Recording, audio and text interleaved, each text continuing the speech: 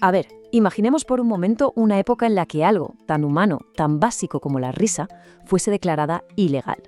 Y no estamos hablando de una novela distópica. Esto ocurrió de verdad, en la Europa medieval. Y esta es la increíble historia de cómo la gente luchó por su derecho a estar alegre. Todo arranca aquí, con este decreto que, la verdad, pone los pelos de punta. Es del Concilio de Toulouse, año 1229. Y ojito, que no era una sugerencia, era una orden tajante. Durante los 40 días de Cuaresma, cualquier mínimo signo de felicidad estaba terminantemente prohibido.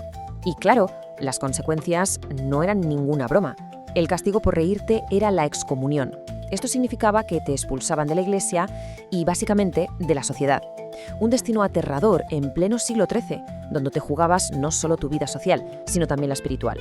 Entonces, la pregunta es obvia. ¿Por qué una institución religiosa le declararía la guerra a algo tan natural como la alegría? Bueno, para entenderlo, tenemos que viajar un poco en el tiempo y ver qué se cocía en aquella época. A ver, acababan de terminar las cruzadas y la Iglesia estaba en pleno proceso de consolidar su poder, de mostrar quién mandaba. Y para eso quería imponer una disciplina férrea. La Cuaresma, ese periodo de 40 días antes de Pascua, tenía que ser un tiempo de duelo absoluto, de silencio y de penitencia pública para demostrar una sumisión total. Y aquí es donde vemos el choque de trenes, ¿no? Por un lado, la Iglesia exigía luto absoluto y silencio. Pero por otro, la gente, sobre todo en el sur de Francia, tenía sus propias costumbres. Para ellos, estas fechas se celebraban con danzas, con canciones, con modestos banquetes. La alegría era parte de su cultura, de su forma de vivir. Y fue en este concilio, el de Toulouse, en 1229, donde se puso todo esto negro sobre blanco. El objetivo era erradicar de raíz cualquier comportamiento que ellos consideraran una herejía. Y claro, para ellos, estas celebraciones populares eran una amenaza directa a su autoridad. La prohibición era total. Y cuando digo total, es que era total. Fijaos, no se trataba solo de evitar las grandes fiestas. Estaba prohibida cualquier risa, las canciones alegres, los juegos en familia. Es que hasta las obras de teatro religiosas no podían tener ni una pizca de humor. Una intrusión en la vida cotidiana en toda regla. Pero claro, ¿la gente se quedó de brazos cruzados? Pues no. Y aquí empieza la parte más fascinante de esta historia, la rebelión. Una resistencia silenciosa, creativa, contra la tiranía de la tristeza. Es que parémonos a pensar un segundo. ¿Qué se puede hacer cuando el simple acto de reír te puede convertir en un enemigo de la fe? Pues la respuesta de la gente fue simplemente asombrosa, pura picaresca. Desarrollaron unas tácticas de guerrilla que son, geniales. Se reunían para ahogar las carcajadas en los pozos y que no se oyeran. Jugaban a juegos de manos en silencio debajo de la mesa. Y mi favorita, cantaban canciones con letras de lamento, sí, pero con melodías súper festivas. Una burla musical que solo ellos entendían. En Carcazona, por ejemplo, la cosa ya era de otro nivel. Los jóvenes se iban a los bosques, lejos de miradas indiscretas, y se disfrazaban de obispos llorones para parodiar a las autoridades. Una crónica de la época cuenta esto, que se reían hasta caerse al suelo, pero si alguien se acercaba, juraban que era un ataque de tos. Increíble. Pero quizás el acto de desafío más conmovedor y más potente fue este. Las madres enseñaban a sus hijos a sonreír con los ojos cerrados. Era su forma de mantener viva la alegría, un pequeño secreto familiar, un acto de rebeldía transmitido de generación en generación, completamente invisible para los espías de la Iglesia. Pero ojo, que la resistencia no venía solo de la gente de a pie.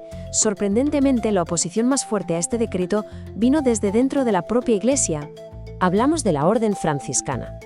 Ellos tenían una visión de la fe mucho más humilde, más cercana a la gente, y se opusieron frontalmente. Su argumento era simple y potente. La alegría no es enemiga de Dios. Defendían que la fe no tenía por qué ser algo sombrío. La tensión fue creciendo durante años, hasta que en 1245 la situación llegó a un punto de inflexión. El mismísimo Papa, Inocencio IV, tuvo que intervenir. Y lo hizo a través de una carta secreta, dirigida a los obispos franceses, con unas palabras que fueron decisivas. Les ordenó que dejaran de castigar al pueblo por reír, reconociendo que la penitencia no debía aniquilar el espíritu humano. Vamos, un cambio radical de guión. Total, que la prohibición oficial se relajó, sí, pero el daño ya estaba hecho. Para la gente, la Cuaresma que imponía la Iglesia se había convertido en sinónimo de opresión, en una especie de prisión espiritual de la que solo querían escapar. Y uno podría pensar, solo fueron 20 años, pero el impacto fue tan profundo que ha dejado huellas que, increíblemente, podemos ver incluso hoy en día.